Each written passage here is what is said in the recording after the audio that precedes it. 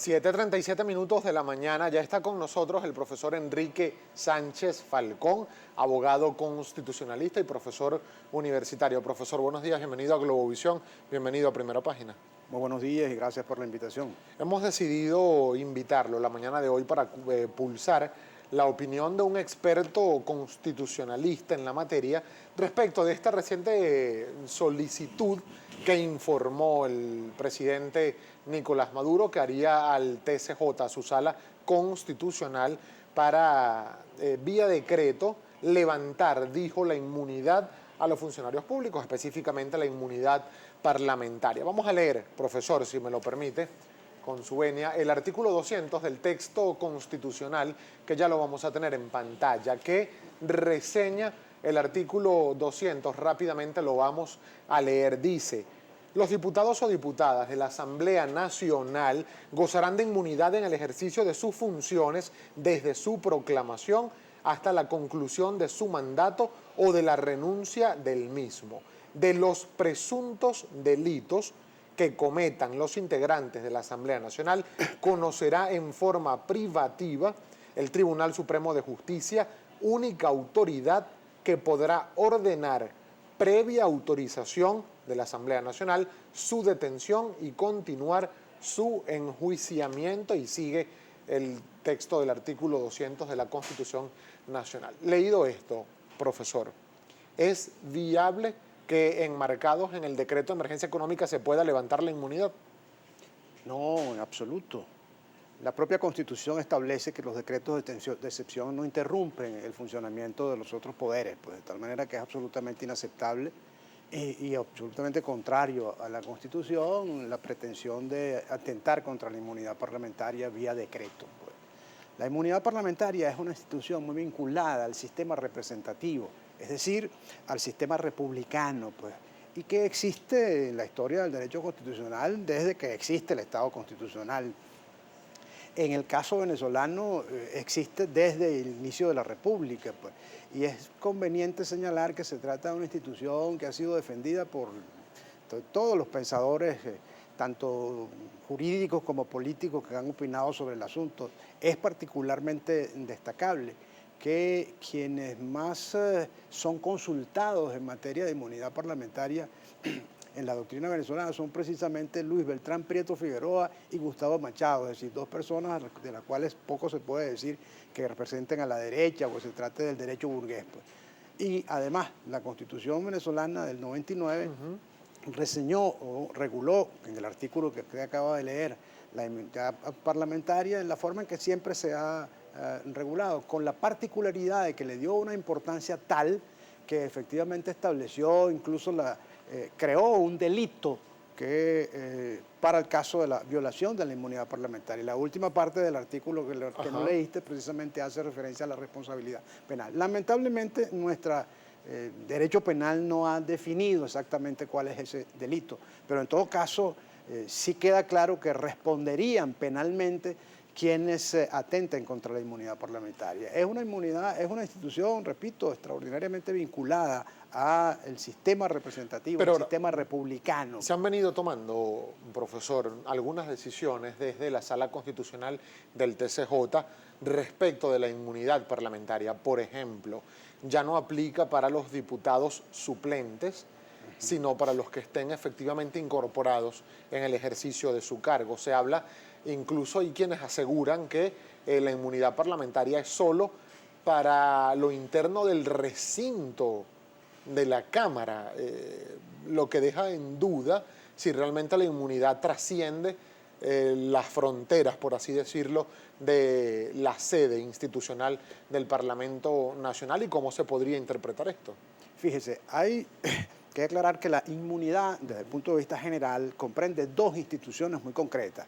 Una es la denominada irresponsabilidad, es decir, aquella por la cual los parlamentarios, los diputados, no responden en ningún momento por los votos y opiniones que emitan en el ejercicio de sus funciones. Eso es absoluto, eso es absolutamente inatacable, esa institución.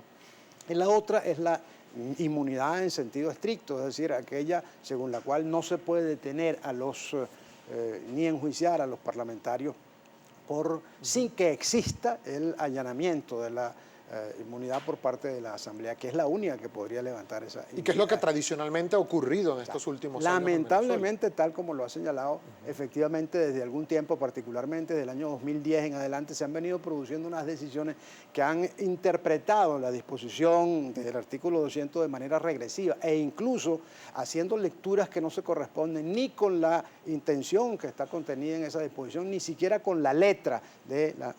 Recuerden ustedes que para el año 2010, cuando resultaron electos los diputados de la anterior legislatura, hubo algunos que estaban con algunos problemas judiciales. Me refiero a Biagio Pilieri, a José Sánchez Montiel y algunos otros que incluso estaban detenidos, respecto de los cuales se pretendió que una vez que fuesen electos, evidentemente, se les liberara. Pues en aquella oportunidad... Pero se incorporaron luego de varias solicitudes. De hecho, por ejemplo, en el caso del diputado Omazuco, el diputado Montiel, fue casi ya finalizando el periodo. Sí, pero a lo que quiero hacer referencia es a la lectura que hizo la Sala Constitucional en esa oportunidad del artículo 200 de la Constitución. Aun cuando es claro lo que establece la Constitución, que la inmunidad los protege desde la proclamación, en aquella oportunidad hicieron caso omiso de esa expresión propia de la Constitución y señalaron que era desde el momento en que entraran en funciones, pues. Y adicionalmente, en esa sentencia que se produjeron en esos casos, se redujo también la protección de la garantía de la inmunidad parlamentaria en el sentido de señalar que es por los delitos cometidos en el ejercicio de sus funciones y prácticamente en el recinto de la Cámara, cosa que es una interpretación absolutamente regresiva. Unas preguntas bastante rápidas y básicas, por así decirlo, para entender o tratar de entender esta situación.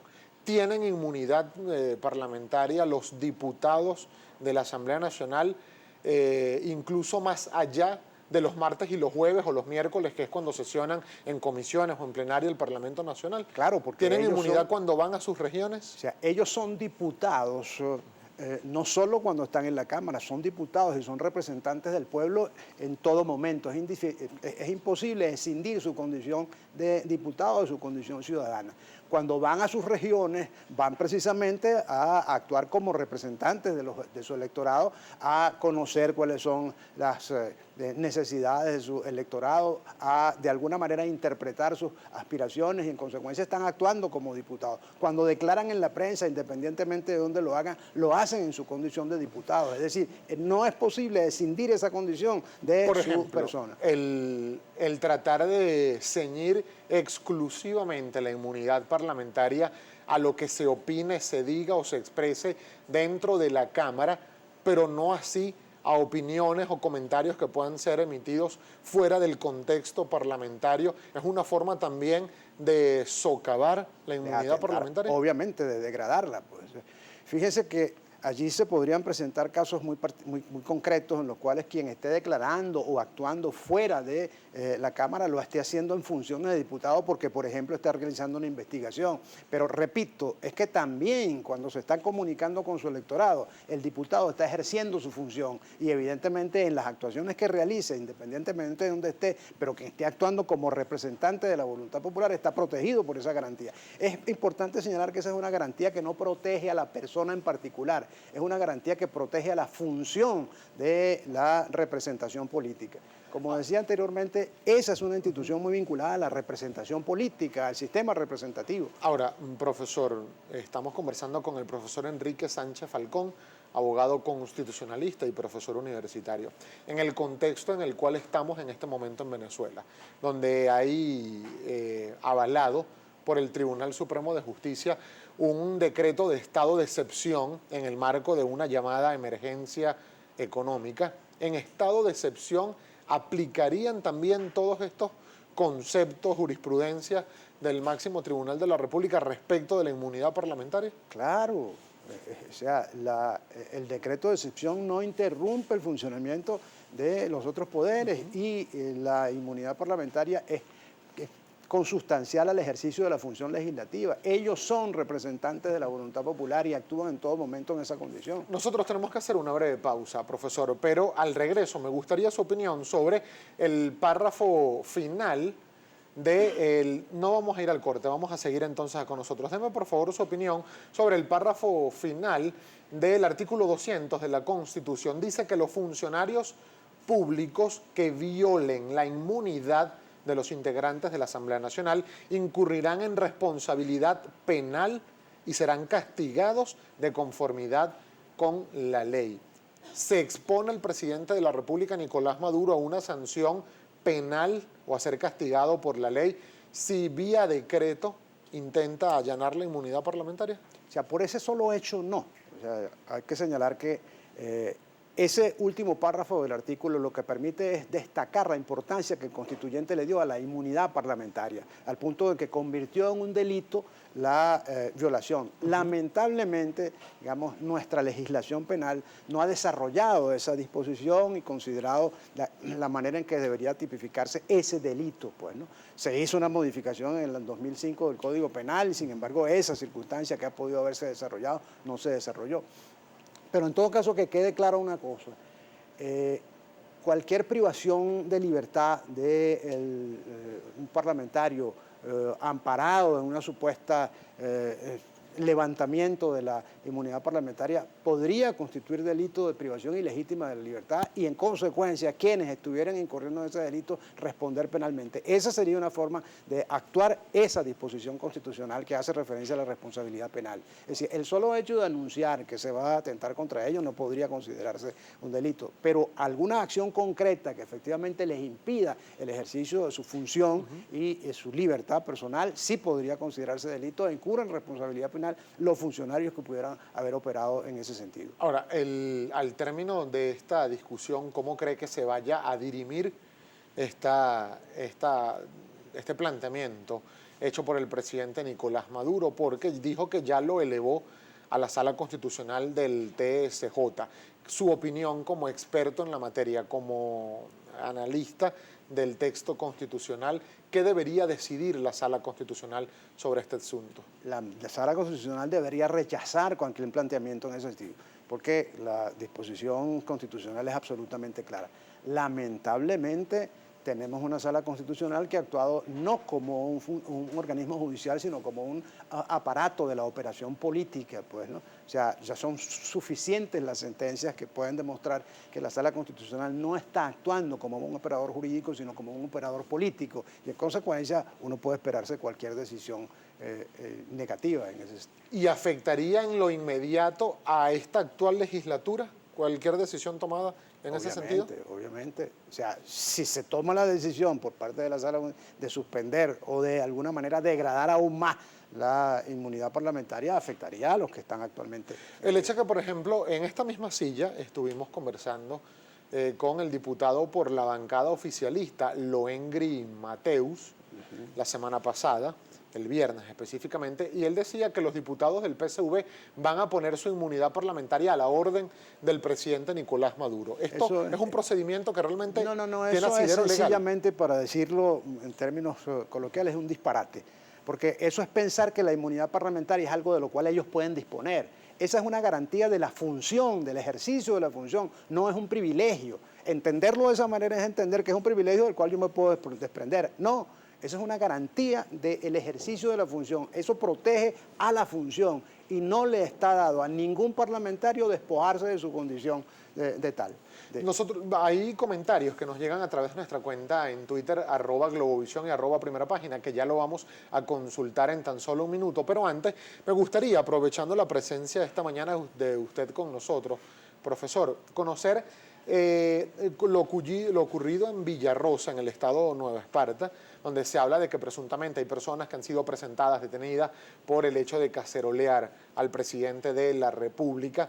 Hay recientes modificaciones que se han hecho a los textos legales que abordan la materia en Venezuela y ¿realmente se considera delito o se puede considerar una agresión a un alto funcionario público de la investidura del presidente de la República el hecho de recibir un cacerolazo? ¿Eso puede ser tipificado como delito?